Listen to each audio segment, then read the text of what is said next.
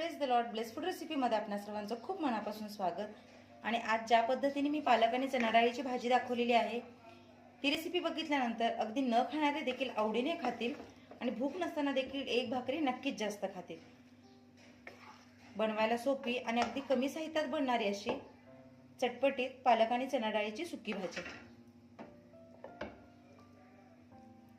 तुम्हालाही अशी भाजी बनवायची असेल त्यासाठी रेसिपी पूर्ण बघा. पालकच्या 2 पेंड्या स्वच्छ धुवून चिरून घेतलेल्या आहेत. 2 कांदे चिरून घेतलेले आहेत बारीक. 5 ते 6 हिरवी मिरची कट करून घेतलेली आहे आणि लसूण ठेचून घेतलेला आहे. लसणाचं प्रमाण तुम्ही तुमच्या आवडीनुसार कमी जास्त देखील घेऊ शकता, पण पालकाच्या भाजीमध्ये लसणाची फोडणी ही त्याची चव आणखीन वाढवते. इथे 1 वाटी मी चणा डाळ म्हणजे हरभऱ्याची डाळ भिजवून घेतलेली आहे. तर एक 7 ते 8 तास भिजवून घेतलेले आहे. आणि खोबरं ऑप्शनल आहे, तुम्हाला आवडत असेल तर घाला, नाही घातलं तरीही चालेल. तर आता चला पटकन कृतीला सुरुवात करूयात.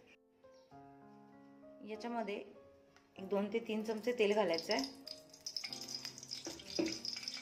भाजी किती प्रमाणात आहे त्यावर तेलाचा अंदाज ठरवा. तुम्ही तेलाचं प्रमाण कमी घेतलं तरीही चालेल. तेल छान तापलं की सुरुवात आधी आपण लसूण टाकणार आहोत.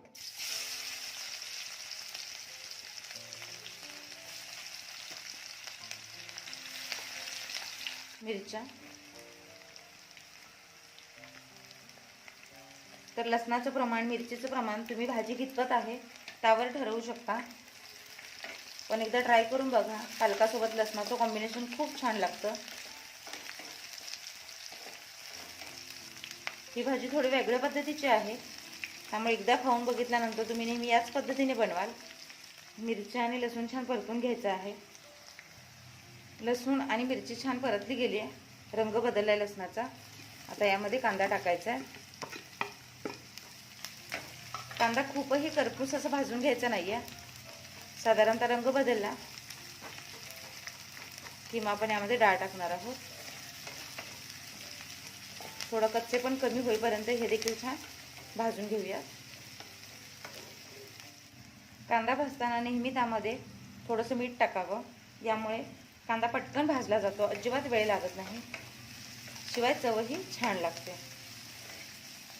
तर आता मीठ टाकलंय, थोडा वेळ परतून घेऊयात. कांद्याचा रंग हलकेसा बदललेला आहे. आता यामध्ये मी 1 चिमट हळद घालते. हळदीमुळे देखील फ्लेवर छान येतो. आणि आता यामध्ये जी चणा डाळ भिजवून घेतलेली आहे ती घालायची आहे. पालक शिजण्यासाठी अत्यंत कमी वेळ लागतो, त्यामुळे जी चणा डाळ म्हणजे हरभरा डाळ आहे ती भिजवूनच घ्या. घाई असेल आणि चणा डाळ भिजवायला विसरली असेल तर 1 तासभर गरम पाण्यामध्ये चणा डाळ भिजवून घ्या, म्हणजे ती पटकन शिजली जाते. चणा डाळ न भिजवता घातल्यास पटकन ती शिजत नाही आणि भाजीची चवही बदलते. डाळ थोडीशी अशी परतून घ्यायची आणि आता यामध्ये जो पालक आहे तो घालायचा आहे.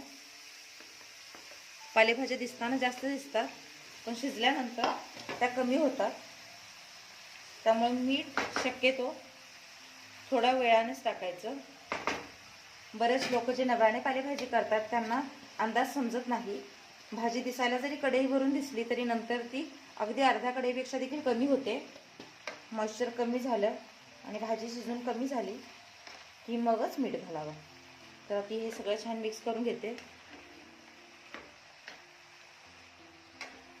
पालकाला आमचं पाणी सुटतं, त्यामुळे याच्यामध्ये अजिबात पाणी वगैरे काहीच घालायचं नाही आहे, कारण याची आपण सुकी भाजी बनवतोय. जर तुम्हाला ही भाजी अशी पातळ बनवायची असेल तर तुम्ही थोडं पाणी घालू शकता. भाजी छान एकत्र करून घेतलेली आहे आणि आता बघू शकता तुम्ही प्रमाण कमी झालेलं आहे. म्हणजे मगाशी कढई भरून भाजी होती, आता ती कमी दिसते. जसजशी शिजणार तसतशी त्याचं प्रमाण कमी होतं. आता यामध्ये मीठ घालायचं आहे.